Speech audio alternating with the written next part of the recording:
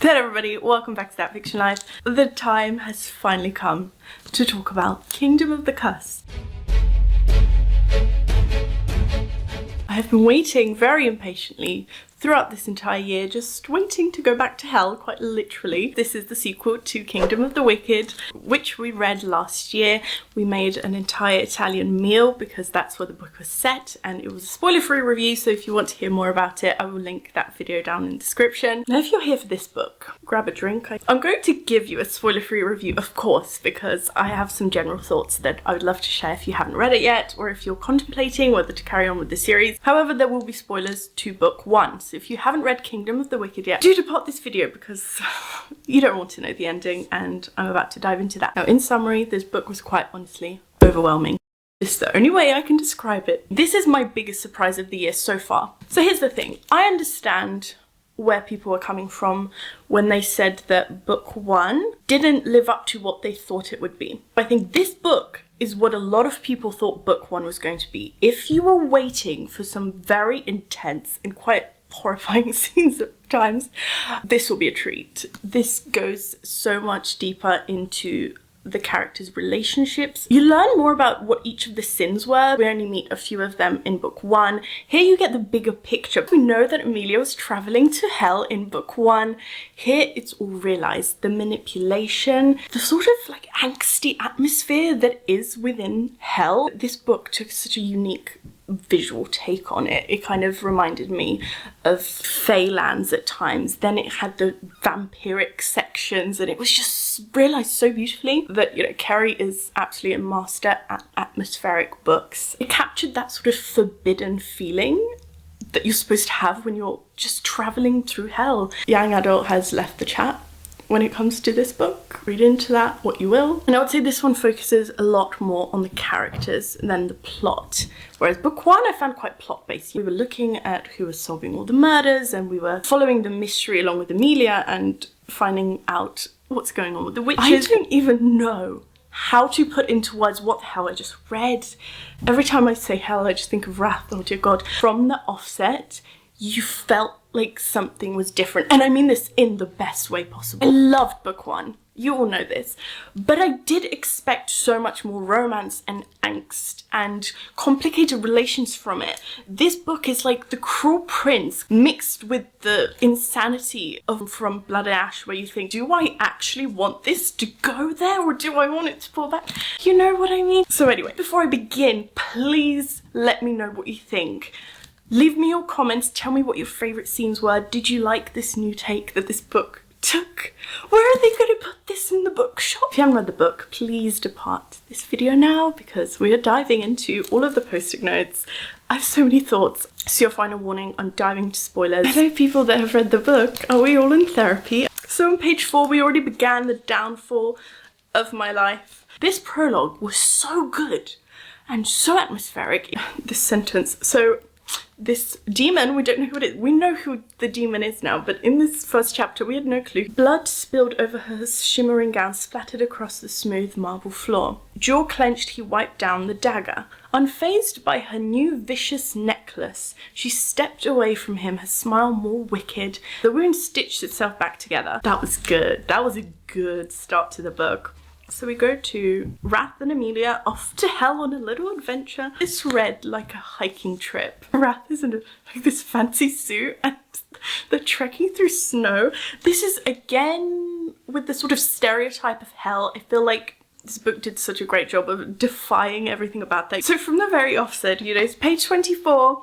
Wrath is already having this kind of macho attitude towards Amelia, and he's pretending to not give a crap whether she lives or dies. So when he tells her to look for shelter, and he just says, I will not nurse you back to health when you fall ill, so go get the branches. Why are you lying? All these little snippets when later on Amelia was too cold at one point and he doesn't say anything but his jaw tightens, and you just know that he would absolutely kill everyone and himself in order to keep her alive. And it's very comical to me how he keeps trying to deny this even though we know the truth. Now the reason I've brought up this very tiny thing out of this whole book is because the follow through later on when Amelia actually gets too cold and she kind of mumbles to him, "Oh, I thought you said that you're not going to look after me." From somewhere far away, I could have sworn he whispered, "I lied.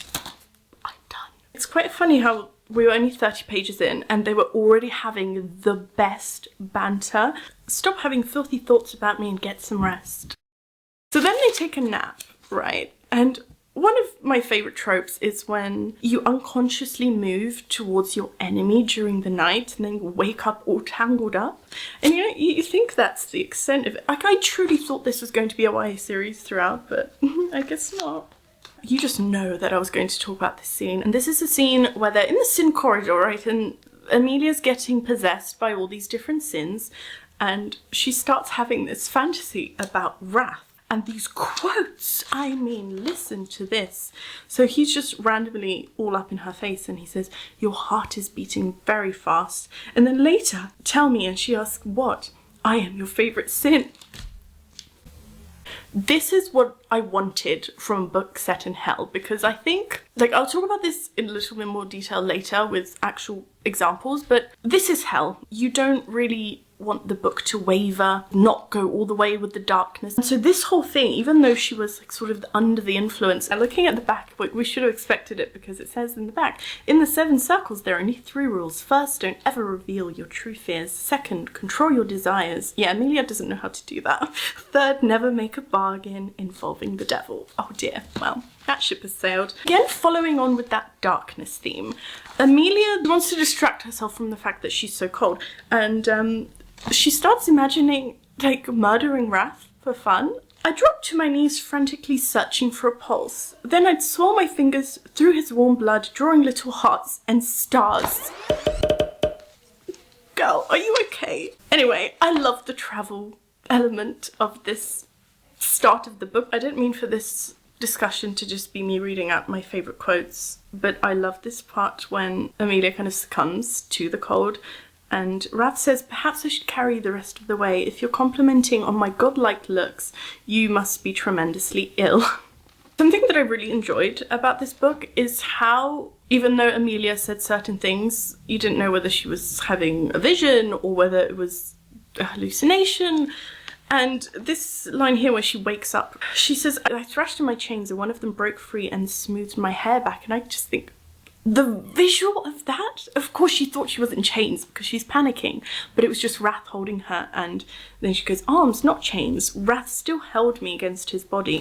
Oh, these quotes are actually killing me. When Wrath is trying to warm her up because she's freaking out, "Get off me, I have to be in the earth." "No, I'm not going to do that." And she says, "Didn't your maker teach you proper ways of treating women? Live through the night and I'll respect your wishes then." That takes you back to book 1, where live long enough to hate me for this. He realises she's not all that happy with him, but he just wants her to make it through the night. I quite like these scenes of reflection that Amelia has throughout the book, and her character development I found really unique. She's trying to find a way to be powerful without sacrificing her morals to an extent. Like, she's always trying to explain why she had to randomly commit a murder out of the blue. And in this scene where she's kind of becoming accustomed to living in House Wrath, she says, "I sat on the crystal stool and applied some kohl to my upper lash line. My fingers hovered above a beautiful set of orange blossoms sewn carefully onto the hairpins. At home I wouldn't second guess my choice to weave them into my hair, but here I choose a violent, bloody shade of red and painted my lips the colour of murder instead." I feel like this is a downfall. The visuals, again, of that scene, I felt like I was in the book. Like, everything was described so beautifully. I was holding on to every word. I really like how Wrath and Amelia were getting to know each other throughout this middle segment here. And when she asks him what will happen at this feast, right? We're preparing for the feast for most of the book. They're going to take a fear from you. Fear is power here. The larger your fear, the greater the power you give us. If they take your biggest fear, I promise you will wish for something as swift, as final, as a mortal's death. This is such a fascinating topic to touch on. If you think about it, you don't really want to have fear. But what would happen if they took that away? This is talking a little bit about the ending, but I'll bring it up now because it's relevant. But I kind of wanted to see them take a fear from her, or Wrath. because I want to see that described. I want to understand what that would be like. What absolutely broke me is how Wrath claims to not care about her, yet every single turn he kind of tries to reassure that she's not in danger, he wouldn't let anything happen to her. And she says, "Tell me why I demand to know why you wanted me to refuse him." Talking about Pride and his original deal from book 1. "Stop pushing, Amelia, this conversation is done." And Amelia asks, "Will he hurt me? Do you believe I'd permit that?" In a way, this plot frustrates me so much because this all could have been avoided if Amelia never went to Pride. Of course she thought that Wrath was betraying her, but you still went to a demon prince. Why couldn't you just stick to the one you sort of knew a little bit more? Amelia's still at Wrath's house and she goes to dinner with him and he gives her back the necklace and she's so taken aback. And it just made me realize that the thing with Wrath is that he doesn't really try and hide his feelings. He does have those random throwaway lines where he says, "Oh, I don't care what happens to you." But then he has those moments where he's so affectionate towards her and he's almost offended when she claims that he doesn't care about her. But I think that Amelia just chooses not to see those things. She's genuinely confused as to why he would give her the necklace. Of course we know why he gave it to her later on, and you know, he wanted to test it. This dinner is where shit really hit the fan. We have to talk about the river scene, okay? Because the river scene, it was just like full on 50 Shades, basically. And I think this book does a really good job of sort of distinguishing love and lust. Often you will have two protagonists who don't really accept that they're in love until like the very last chapter of a final book, which means you don't ever see any of those couple moments between them.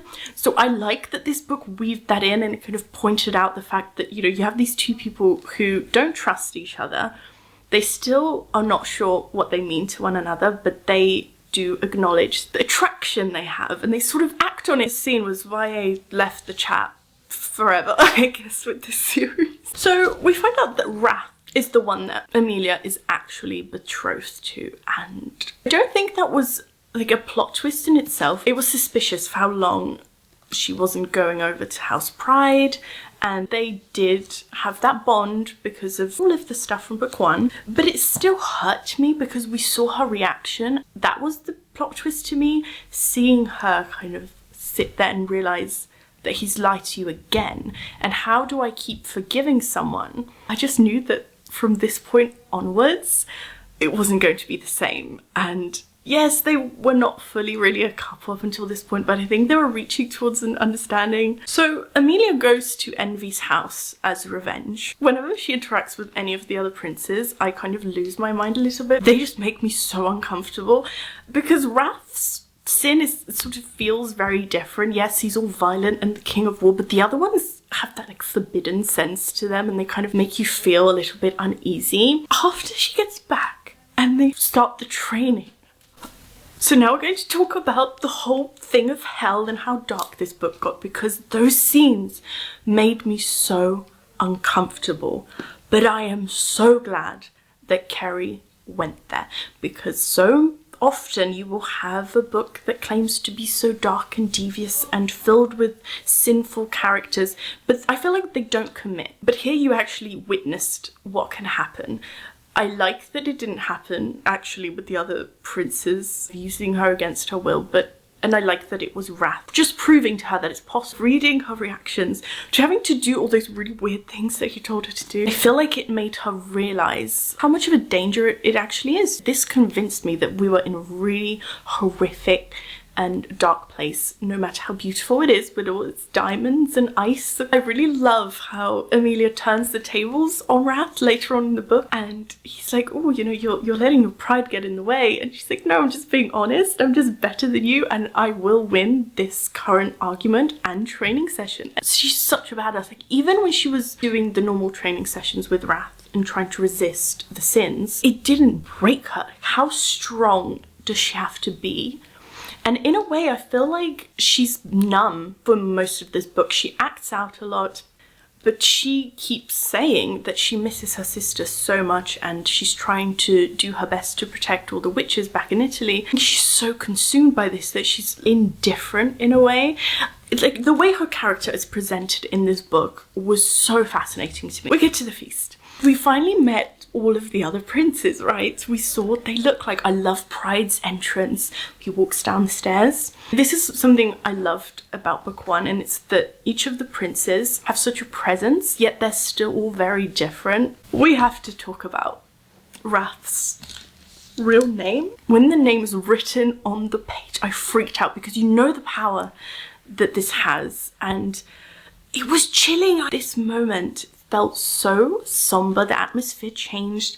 Amelia had something over him now that he trusts her. I do think that he trusts her, but because she's lost herself to an extent throughout this book, he was genuinely scared about what she can do now that she has his name. So Amelia continues to trying to hunt down who is sending her these skulls. I cannot even put into words how much I died when we find out that Victoria is alive. Not only that, she is the evil bitch behind everything. It's such a good plot twist, right? Because sometimes I think plot twists are just thrown in to shock the audience. But I think this was carefully planned, and I love a good female villain. Put yourself into Amelia's shoes right now. This is someone that she has mourned for the last 2 books. Her personality changed as a result. She's having to live in hell for this whole vengeance plan. It's a fantastic turn for the series. I'm not okay emotionally because RIP to me. I love the ending, the very last scene with Wrath and Amelia afterwards, because I think he's going to be her anchor. From now on, she's finally accepted that she loves him. She asks him if he's still willing to be with her, and he just says, "Then I suggest coming to my bed, Your Majesty." And that's when the book ends, and this was just such an unexpected book. And it was clever too. There was such a sort of study in humanity throughout it. The way that free will is explored. I love the turn this book took. I was really scared towards the end when all of the pieces kind of started fitting in too well, and it was looking as though it was the end of the book. And I thought the only sort of big occurrence was going to be Wrath and Amelia falling out again, and they're going to be thrown to separate locations. She's going to go live into another house. She might go back to Italy, but instead we were thrown a villain. I honestly cannot wait. I really hope we go back to Italy in the 3rd book. I missed the Sicilian setting in this book. Because it takes place exclusively in hell, I wasn't expecting that. I missed the culture that we had in book 1. You know, whenever Amelia was going to her family restaurant, even little things like, oh, we're going to make this homemade wine and limoncello. Now that Victoria is involved, I think the family have to come back to some extent. Above all, I am just so impressed by how Wrath and Amelia's relationship was throughout this book, because it was so unexpected. This doesn't usually happen in a book. So early on in a series, I think that they really played with trust, but they also didn't make them unnecessarily kind of hate each other, because that gets really old really quick if all they do is fight, where you know there's feelings there and they never act on them, and it's like, can you just sit down and get on with it? I just love Wrath. I adore the respect he has for Amelia, but he still has that kind of snarky attitude towards her. He lets her make her own decisions. Like, I do find that some love interests are way too controlling, but this is another one of those things that can get old really, really fast. So the fact that Wrath just let her go to all of these different places. When she drugged him, I forgot to talk about that. That was something else. But yeah, he doesn't hold these things against her. I just feel like he really respects her, and they do have those crazy moments. This is a fantasy setting. You're not going to have this pure, morally right relationship, right? And I think there's such a good balance of that. That's all I'm going to say. This book absolutely shattered my expectations when it comes to Kerri Maniscalco's writing. I think this book was so different to anything she's ever written. I have regrets about reading this all in one day. Did you die too? Because I don't think I'm here anymore. Thank you so much for watching this video if you've made it this far. I needed to have this therapy session and go through all of these emotions. So definitely leave your thoughts below so we can keep on discussing, and give this video a thumbs up if you enjoyed it. And subscribe to my channel if you haven't already, and I'll see you next time. Bye!